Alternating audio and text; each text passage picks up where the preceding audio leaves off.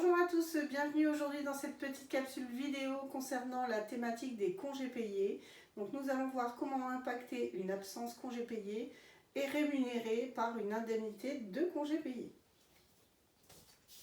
Donc dans un premier temps, nous allons déduire une absence. Donc selon la méthode préconisée par le dossier, mais en général nous appliquerons dans 95% des cas la formule au 26e, c'est-à-dire en jours ouvrables. Donc, qui consiste à faire le nombre de jours ouvrables pris fois le salaire de base divisé par 26. Une fois qu'on aura déduit l'absence, nous allons nous attaquer à l'ICP, d'accord?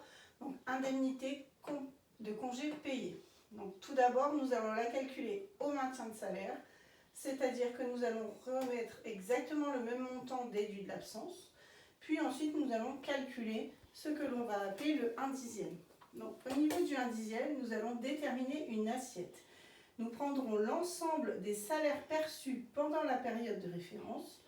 Pour rappel, la période de référence est du 1er juin N-1 au 31 mai dans le cadre général.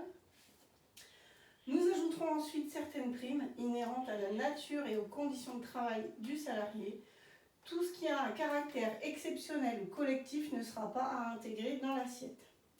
Ensuite, nous ferons donc le nombre de jours pris fois l'assiette divisé par le nombre de jours acquis.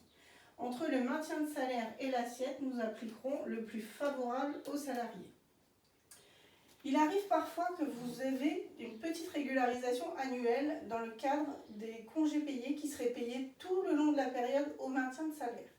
C'est une méthode tout à fait légale, assez courante en cabinet comptable, et qui permet en fait de systématiquement payer les congés au maintien. C'est légal dans la mesure où on fait une régule en fin de période, en mai N, afin de déterminer si ce qu'on a payé au maintien toute l'année est plus favorable ou non par rapport au 1/10. Si ce n'est pas le cas, sur le bulletin de paye, on fera une ligne de régule d'ICP. Un dernier petit rappel, au niveau du décompte des jours, vous avez donc les jours ouvrés, donc on part sur 5 jours du lundi au vendredi, à savoir qu'on acquiert donc 25 jours de congé par période. Et ensuite vous avez les jours ouvrables, donc du lundi au samedi, donc qui sont décomptés sur 6 jours pour la semaine, auquel donc on acquiert un montant de 30 jours pour la période complète. Donc voilà un petit peu le résumé de la carte mentale concernant cette thématique de congés payés. N'hésitez pas à consulter les autres petites vidéos, les petites capsules de Betty. À bientôt!